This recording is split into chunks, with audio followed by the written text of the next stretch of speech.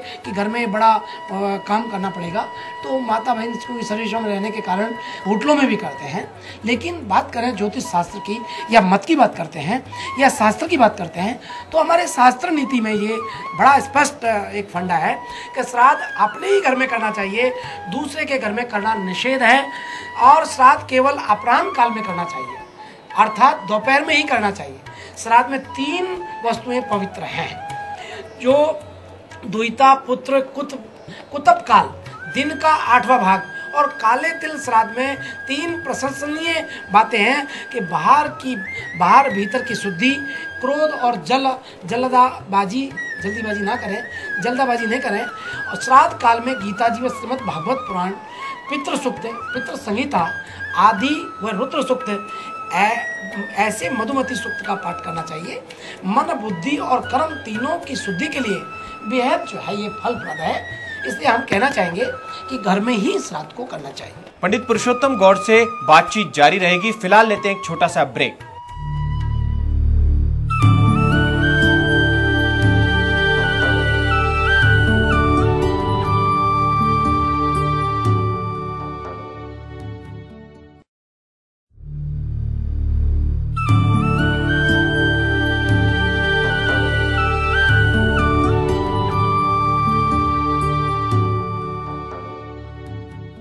Break के बाद आपका फिर से स्वागत है। तो हम बातचीत करते हैं श्राद्ध पक्ष के बारे में पंडित पुरुषोत्तम गौड़ से। एक सवाल और अपने दर्शकों के लिए, ऐसे कौन से मंत्र हैं जिनके जप से पितृ प्रसन्न हो सकते हैं और ईश्वर भी मनोकामना पूरी कर सकते हैं? क्योंकि मंत्रों का बड़ा महत्व होता है हिंदू रीति रिवाज में, हिंदू ज्योतिष में या हिंदू धर्म की परंपराओं में। अगर स्पिरिचुअलिटी में जाएं, आध्यात्मवाद में जाएं तो कौन से ऐसे मंत्र हैं जिनके जरिए आत्म शांति मिल सकती है और हमें आशीर्वाद मिल सकता है? देखिए, यहाँ ये बहुत अच्छी बात कही है, क्योंकि हमारे भारतीय संस्कृति में भारत के वेद मंत्रों के द्वारा ही पितरों का आह्वान होता है और उसी से पितर जो है प्रसन्न होते हैं। ये 3 ऋण होते हैं व्यक्ति के, पितृ ऋण, देव ऋण और मातृ ऋण। तो ये यहाँ पितृ ऋण सबसे बड़ा माना जाता है, क्योंकि हमारे पितृ का मतलब है कि पूर्वज, जिनके द्वारा वंशज में हम जन्म लिया है, जिनके वंशज में जन्म लिया, वो हमारे पितृ हैं। तो पितरों की बात करें, श्राद्ध काल में जपनीय मंत्र जो है वो हम हमारे दर्शकों को बहुत एक छोटे से उसमें बताना चाहेंगे।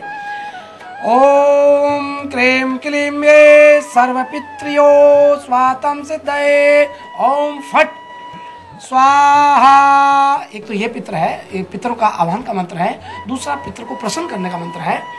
ओम पितृभ्यः सदाभ्यः सदा नमः पितामहेभ्यः सदाभ्यः सदा नमः प्रपितामहेभ्यः सदाभ्यः स्वधा नमः अक्षन्न पितरो मे मदंत पितरो त्रपंत पितरः स्वधम्मा। ओम पितृभ्याय नमो नमः। दिव्य पितराय जो अदृश्य रूप से आपके समक्ष पितर हैं, उनको आह्वान करने का, उनको प्रसन्न करने का ये एक मंत्र है। इससे आपके पितरों की प्रसन्नता होती है और पितर प्रसन्न होकर के आपको आशीर्वाद प्रदान करते हैं। देखिए माता और बहनों, देवी और सज्जनों, भाइयों, आपको हम ये जो बताना चाह रहे हैं वो ये है कि आपके घर में अमन, चैन, शांति, साथ में समृद्धि हो। इसके लिए आप अपने पूर्वजों का पितृ पूजन करें, ये श्राद्ध पक्ष में करें, जिससे कि अनेक प्रकार के लाभ होते हैं। आपकी पितृ जन्म पत्री में अनेक प्रकार का शुभ योग है, मगर जहाँ पितृदोष है तो शुभ योग भी आपको लाभ नहीं दे पाएगा।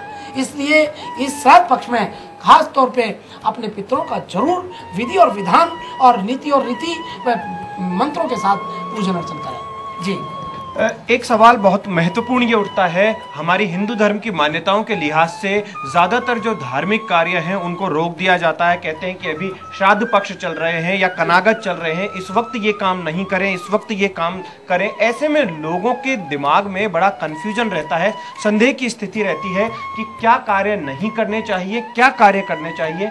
तो हमारे दर्शकों के लिए ये आप बताएं कि कौन से ऐसे कार्य हैं जो वो नहीं करें श्राद्ध पक्ष में। देखिए, आपने बहुत अच्छा प्रश्न किया है।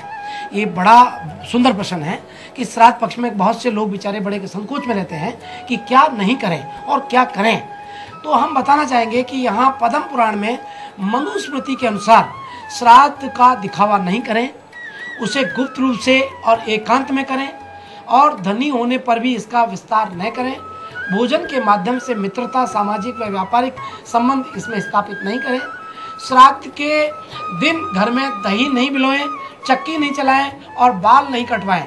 महाभारत के अनुसार बैंगन, गाजर, मसूर आहार, लौकी और सलगम, हींग, प्याज, लहसुन, काला नमक, महुआ, असली पीली सरसों, चना का प्रयोग श्राद्ध में नहीं करें। ये श्राद्ध में नहीं किए जाते हैं। साथ में बात करें पितृपक्ष में कोई मांगलिक कार्य और शुभ कार्य करना वर्जित है। देखिए ये वर्जित इसलिए है प्रधान साहब कि यहाँ जो श्राद्ध पक्ष में कई लोग कहते हैं कि जब पूर्वजों का आशीर्वाद है, पूर्वज की हम स्मृति में आज ये कार्य कर रहे हैं, तो क्यों नहीं हम श्राद्ध में कोई शुभ कार्य को मूर्त रूप दे पाए, देना चाहिए। हम कहते हैं कि आपके पूर्वज, आपके घर के मुखिया, आपके घर के सदस्य जिस तिथि में जब वो मृत्यु को प्राप्त हुए उस दिन, चूंकि हमारे वेदों में कहा है कि पुराने पापों के फलस्वरूप अकाल मृत्यु को प्राप्त हो जाने वाली आत्मा ही पितरात्मा बनती है, वो ही मृत्यु को प्राप्त होता है तो पितरात्मा बनती है। ऐसी स्थिति में जब जब मृत्यु हुई आपके परिवार के सदस्य की, तो उस दिन तो घर में शोक हुआ तो बड़ा शोक के साथ वो परिवार आपका पीड़ित रहा। उस तिथि को याद करते हैं तो पूरा परिवार पीड़ित होता है। तो कैसे हम मंगल कार्य को उस दिन कर सकते हैं, क्योंकि हम तो उस तिथि में बड़े शोक में रहे। तो प्रत्येक परिवार में ये तिथि आ रही है और प्रत्येक परिवार के लिए तिथि है, क्योंकि पूर्वज रहे तभी तो हम, तो प्रत्येक घर में श्राद्ध होता है और प्रत्येक तिथि के माध्यम से कोई किस तिथि में, कोई किस तिथि में, लेकिन हर तिथि में हर एक परिवार में कहीं न कहीं श्राद्ध होता है। इसलिए श्राद्ध पक्ष को शुभ कार्य करने के लिए वर्जित माना है कि जिस तिथि में आपके परिवारजन का मृत्यु हुआ उस दिन आपका परिवार शोक में रहा, कष्ट में रहा, तो उस दिन कैसे आप शुभ कार्य को मूर्त रूप कर दे सकते हैं। इसलिए यहाँ इसको निषेध माना है और निषेध में है कि आप कृपया बावड़ी और वन का प्रारंभ करना, देव की प्रतिष्ठा करना, कोई गृह प्रवेश करना, किसी व्रत का उत्सव का उद्यापन करना, वर वधू का प्रवेश करना या वर वधू का जो है शादी मंगल कार्य को तय करना, ये सब वर्जित माना है। जन्मपत्री में पितृदोष के कारण होते हैं, पितृदोष होता है जन्मपत्री में कई लोगों के, तो उसको किस तरीके से निवारण किया जा सकता है? देखिए आपने बहुत अच्छा प्रश्न किया है। पितृदोष जिनकी जन्मपत्री में होता है वो अपने व्यक्तिगत निर्माण के लिए काफी परिश्रम करने के पश्चात भी सफलता की सीढ़ियों पर नहीं चढ़ पाते हैं। ऐसी स्थिति में पितृदोष जो है, बात करते हैं हम अपने शास्त्र, ज्योतिष शास्त्र की बात करते हैं, तो जन्म कुंडली में 12वां सूर्य शनि की युक्ति और राहु का प्रभाव पितृदोष का कारण बनता है। कई बार ये देखने में आता है, क्योंकि मेरा ज्योतिष फलादेश का काम है, कई बार मेरे को जन्मपत्री आती है, देखने को मिलता है कि जन्म कुंडली में अनुकूल ग्रह योग होते हुए भी व्यक्ति को सफलता नहीं मिल पाती है। और ऐसे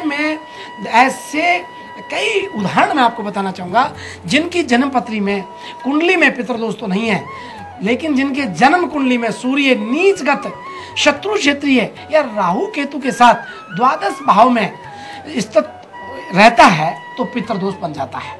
उनको मालूम है, कई लोग कहते हैं हमारे पितृदोष नहीं है, क्योंकि उन्हें कोई मालूम नहीं हमारे दिवंगत कोई आत्मा ऐसी पितर बनी।